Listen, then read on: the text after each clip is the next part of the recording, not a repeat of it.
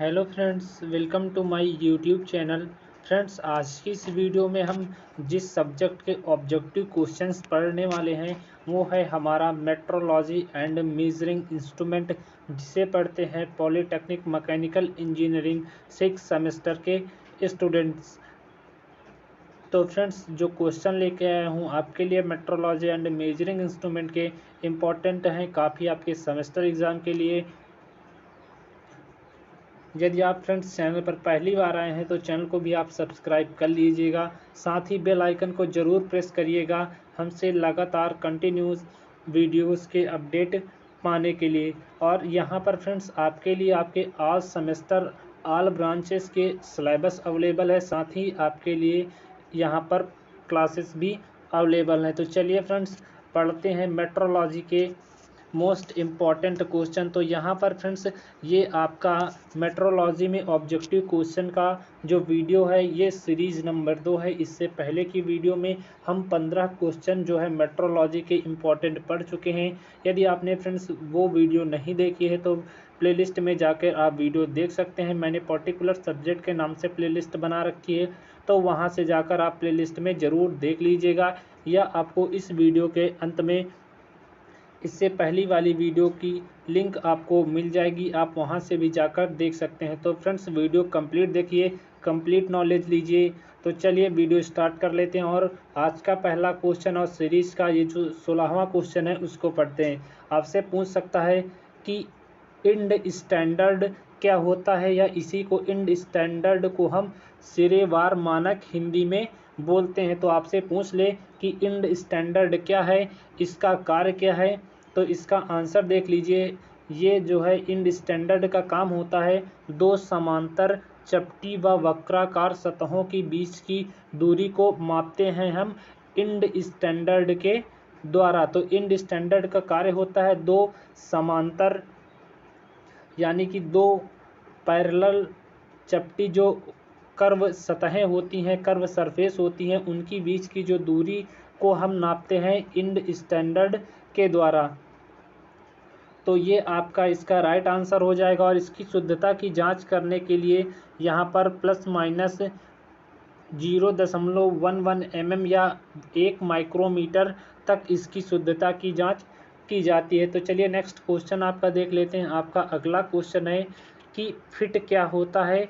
ये आपसे पूछ ले कि फिट क्या होते हैं। तो ये जो आपका फिट होता है इसका आंसर देख लीजिए कि फिट हम किसे कहते हैं। तो किन्हीं दो अवयवों को आपस में असेंबल करने पर, यानी कि कोई दो एलिमेंट हैं, जब हम उनको आपस में असेंबल करते हैं तब उनके संगत साइज के मध्य जो अंतर प्राप्त होता है उसे ही हम फिट कहते हैं।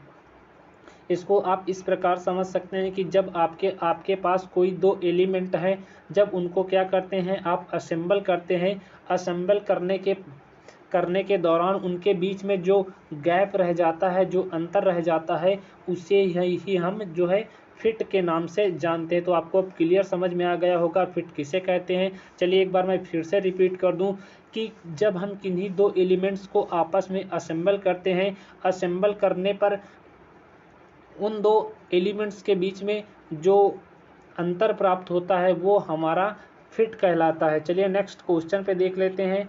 नेक्स्ट आपका क्वेश्चन है फ्रेंड्स, आपसे पूछ सकता है कि फिट कितने प्रकार का होता है। तो इम्पॉर्टेंट है क्वेश्चन आपके लिए, आपसे पूछ सकता है कि फिट जो है कितने टाइप्स के होते हैं। तो जो आपका फ्रेंड्स फिट होता है वो 3 प्रकार का होता है।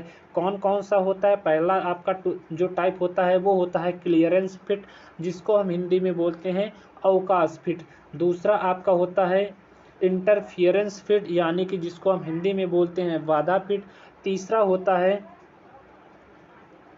और जो फ्रेंड्स तीसरा आपका होता है वो होता है ट्रांजिटिव फिट, जिसको हम बोलते हैं परिवर्तनीय फिट। तो जो फ्रेंड्स आपका फिट होता है, आप याद रखिएगा 3 प्रकार का होता है। इन तीनों प्रकार के आपको नाम लिखे गए हैं। चलिए नेक्स्ट क्वेश्चन पे चलते हैं। आपका अगला क्वेश्चन है कि आपसे पूछ सकता है कि अवयवों की साइज की सीमाओं का निर्धारण कौन करता है, यानी कि जो हमारे एलिमेंट होते हैं उनके साइज की जो सीमाएं होती हैं, जो लिमिट होती हैं, उसका निर्धारण कौन करता है? तो इसका आंसर हो जाएगा कि एलिमेंट के साइज की जो सीमाएं होती हैं उसका निर्धारण हमारा फिट करता है, यानी कि फिट के द्वारा अवयवों की साइज और सीमाओं का निर्धारण किया जाता है। आपसे पूछ सकता है आपके एग्ज़ाम में कि निम्न में से किसके द्वारा हम अवयवों की साइज की सीमाओं का निर्धारण करते हैं? तो आप यहाँ पर फिट पर टिक करिएगा यदि आपके सेमेस्टर एग्ज़ाम में ये क्वेश्चन पूछा जाता है। चलिए नेक्स्ट क्वेश्चन पे चलते हैं फ्रेंड्स। आपका अगला क्वेश्चन है, पूछ सकता है आपसे कि छिद्र व साइज के मध्य सापेक्ष गति किसमें होती है? आपसे पूछ सकता है, एक बार क्वेश्चन फिर से रिपीट कर दूं कि जो आपकी होल होती है, होल व शाफ्ट के जो मध्य में सापेक्ष गति होती है वो किसमें होती है? तो वो आपका क्लियरेंस फिट में होता है। आपसे इस प्रकार भी क्वेश्चन पूछ सकता है कि क्लियरेंस फिट में किसके मध्य गति होती है? तो आपका जो आंसर होगा वो होगा छिद्र यानी होल व एंड शाफ्ट के मध्य हमारी क्लियरेंस फिट में गति होती है। तो इसको आप याद रखिएगा कि छिद्र व शाफ्ट के मध्य में जो सापेक्ष गति होती है वो हमारी क्लियरेंस फिट में होती है। चलिए नेक्स्ट क्वेश्चन पे चलते हैं आपके फ्रेंड्स। नेक्स्ट आपका क्वेश्चन है, पूछ सकता है फिट आधार प्रणाली कितने प्रकार की होती है? तो यहाँ पर आपके फिट बेस सिस्टम जो होता है फ्रेंड्स वो दो प्रकार का होता है। पहला आपका होता है होल बेसिक सिस्टम, दूसरा हमारा होता है शाफ्ट बेसिक सिस्टम। यानी कि जो हमारा फिट सिस्टम होगा फ्रेंड्स वो दो प्रकार का होगा। पहला होगा हमारा होल बेसिक सिस्टम और दूसरा हमारा होगा शाफ्ट बेसिक सिस्टम। तो आप इसको याद रखिएगा कि दो प्रकार के हमारे फिट की जो आधार प्रणाली होती है दो प्रकार की होती है। ये आपके दोनों प्रकार लिखे गए हैं, एक होल बेसिक सिस्टम होता है और दूसरा हमारा शाफ्ट बेसिक सिस्टम होता है।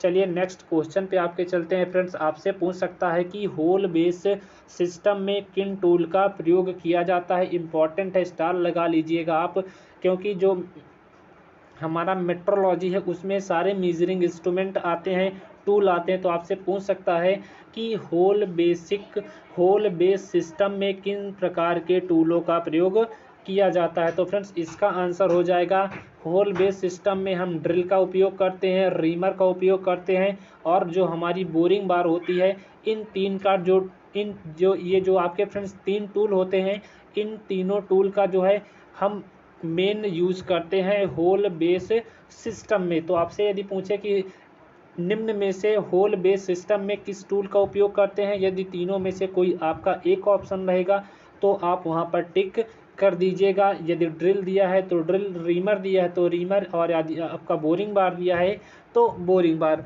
और इस प्रकार से भी पूछ सकता है आपसे क्वेश्चन कि होल बेसिक सिस्टम में निम्न में से किन टूलों का प्रयोग किया जाता है? तो आपका तीनों ही दे देगा, एक एक्स्ट्रा कोई दे देगा, तो आप इसमें तीनों में भी टिक करिएगा। चलिए नेक्स्ट आपका क्वेश्चन देख लेते हैं फ्रेंड्स।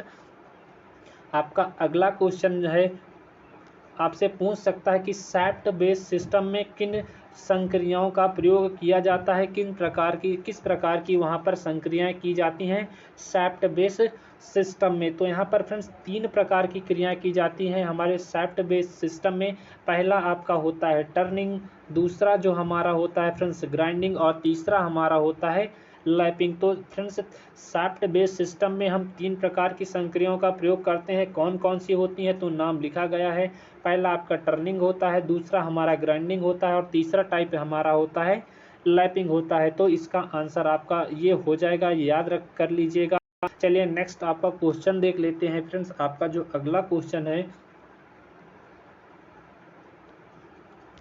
अगला क्वेश्चन आपका कहता है कि किसी भी मापन यंत्र का परास क्या व्यक्त करता है? यानी कि किसी भी मेजरमेंट डिवाइस का जो हमारा परास होता है यानी जो रेंज होता है वो किस चीज़ को व्यक्त करता है? तो किसी भी मापन यंत्र का जो फ्रेंड्स परास होता है यानी कि जो हमारा रेंज होता है वो उसके द्वारा लिए जा सकने वाले योग्य माप को करता है।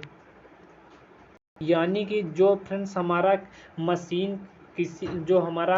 मशीन डिवाइस का परास होता है वो लिए जा सकने योग्य माप को व्यक्त करता है। नहीं समझ में आया, चलिए एक बार मैं फिर से क्वेश्चन और आंसर इसका दोनों रिपीट करता हूँ। क्वेश्चन आपसे पूछा गया है कि किसी भी मापन यंत्र का परास क्या व्यक्त करता है, या किसी भी मशीन मीजरिंग इंस्ट्रूमेंट का जो रेंज होता है वो किस चीज़ को डिनोट करता है। तो इसका आंसर हो जाएगा कि जो मीजरिंग इंस्ट्रूमेंट का परास होता है फ्रेंड्स, वो लिए जा सकने वाले योग्य माप को रिप्रेजेंट करता है, यानी कि जो हमारा मापा जा सकने वाला माप होगा, यानी कि जिसको हम मीज़र कर सकते हैं, उसी को ये हमारा डिनोट करता है, यानी कि हमारे द्वारा लिए जाने वाले माप को परास हमारा डिनोट करता है मापन यंत्र का। चलिए नेक्स्ट क्वेश्चन देख लेते हैं। आपका नेक्स्ट क्वेश्चन भी इम्पोर्टेंट है, आपसे पूछ लेगा कि वर्नियर कैलीपर का अल्पतम मान क्या होता है। तो आप इसको ज़रूर याद रखिएगा कि वर्नियर कैलीपर का जो अल्पतम मान होता है फ्रेंड्स, वो होता है 0.1 mm। इसका जो है मात्रक भी याद रखिएगा, और इसका जो मान होता है वो भी याद रखिएगा कि वर्नियर कैलीपर का जो अल्पतम मान होता है वो आपका 0.1 mm होता है। फ्रेंड्स, इससे पहले की वीडियो में मैंने आपको एक क्वेश्चन और पढ़ाया था। वो क्वेश्चन था डायल वर्नियर का अल्पतम मान कितना होता है। ये क्वेश्चन आपके लिए काफ़ी इम्पोर्टेंट है, एक बार मैं फिर से रिपीट कर रहा हूँ। आपसे पूछ सकता है कि निम्न में से डायल वर्नियर का अल्पतम मान कौन सा होता है। तो इसका आंसर हो जाएगा फ्रेंड्स, हमारा ये आंसर जो मैं लिख रहा हूँ ये आपका जो है वो है डायल वर्नियर का। तो डायल वर्नियर का जो अल्पतम मान होता है, एक बार फिर से नोट कर लीजिए आप, वो होता है फ्रेंड्स हमारा 0.01 mm। तो दोनों में डिफरेंस आप याद रखिएगा कि वर्नियर कैलिपर्स का अल्पतम मान क्या होता है, वो होता है 0.1 mm। और आपसे पूछ लिए डायल वर्नियर का जो अल्पतम मान होता है वो आपका फ्रेंड्स होता है 0.01 mm। चलिए नेक्स्ट क्वेश्चन पे चलते हैं। आपका अगला क्वेश्चन है फ्रेंड्स, पूछ सकता है आपसे कि माइक्रोमीटर का अल्पतम मान क्या होता है। तो यदि आपसे पूछ ले फ्रेंड्स माइक्रोमीटर का अल्पतम मान क्या होगा, तो वो होगा आपका 0.01 mm आपका जो है माइक्रोमीटर का अल्पतम मान होगा। तो ये आपका इसका राइट आंसर हो जाएगा। चलिए नेक्स्ट क्वेश्चन पे चलते हैं। नेक्स्ट आपका क्वेश्चन है फ्रेंड्स, क्वेश्चन पूछा है आपसे कि एक्यूरेसी निकालने का फार्मूला क्या होता है, यानी कि यथार्थता निकालने का फार्मूला क्या होता है। तो इसका फ्रेंड्स फार्मूला आप नोट कर लीजिए। पूछ सकता है कि निम्न में से एक्यूरेसी निकालने का फार्मूला कौन सा है। तो ये होगा फ्रेंड्स आपका मापित मान माइनस वास्तविक मान बटे वास्तविक मान गुणे 100, और ये आपका जो होगा वो परसेंटेज में होगा। नहीं समझ में आया, यदि आप इंग्लिश मीडियम से हैं तो इसको देख लीजिए। मापित मान को हम कहेंगे मीजरिंग वैल्यू, और जो हमारा वास्तविक मान होगा इसको हम कहेंगे रियल वैल्यू। तो हमारी measuring value minus real value upon real value into 100%। तो ये आपका होगा फ्रेंड्स एक्यूरेसी निकालने का फार्मूला। एक बार मैं फिर से रिपीट कर रहा हूँ, आपने नहीं नोट किया है तो नोट कर लीजिए। एक्यूरेसी जो निकालने का फ्रेंड्स फार्मूला होता है वो होता है measuring value minus real value upon real value into 100%। चलिए नेक्स्ट क्वेश्चन पे चलते हैं। आपका अगला क्वेश्चन है कि कोई भी मापन क्रिया कितने डिग्री सेल्सियस पर की जानी चाहिए। इम्पॉर्टेंट क्वेश्चन है, नोट कर लीजिएगा। आपका ये जो आपका क्वेश्चन है फ्रेंड्स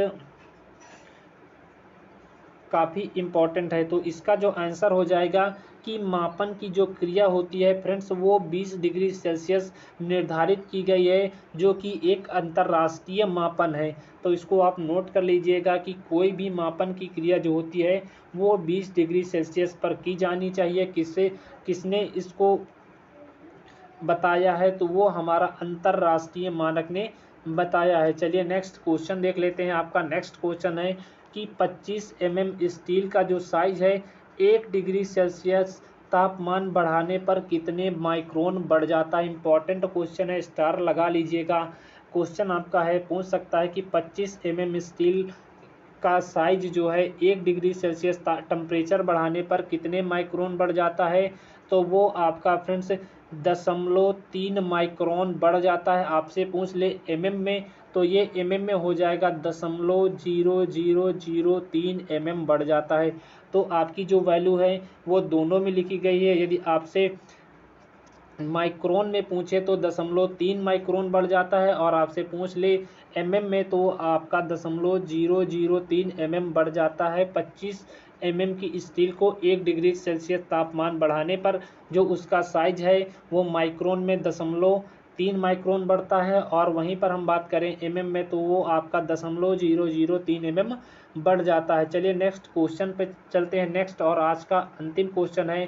क्वेश्चन पूछ सकता है आपसे कि माइक्रोमीटर को अन्य किस नाम से जाना जाता है। तो फ्रेंड्स जो हमारा माइक्रोमीटर होता है उसको हम एक और नाम से जानते हैं जिसका नाम है स्क्रू गेज। तो आपसे पूछ ले कि माइक्रोमीटर का निम्न में से दूसरा नाम क्या है, या आपसे पूछ ले कि माइक्रोमीटर को हम अन्य किस नाम से जानते हैं, तो इसका आंसर आपका होगा कि माइक्रोमीटर को हम स्क्रू गेज के नाम से जानते हैं, क्योंकि यहाँ पर स्क्रू और जो आपके नट होते हैं उसका प्रयोग किया जाता है, तो इसीलिए हम इसको स्क्रू और स्क्रू गेज के नाम से जानते हैं। तो ये थे फ्रेंड्स आपके क्वेश्चन जो अभी कंप्लीट हो चुके हैं। उम्मीद करता हूँ आपको फ्रेंड्स क्वेश्चन अच्छे लगे होंगे।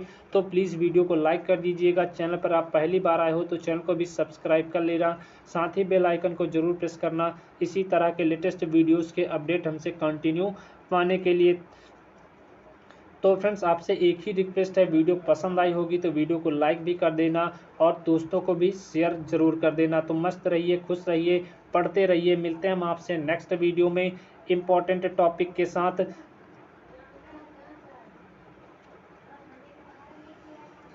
Have a nice day, take care, bye bye.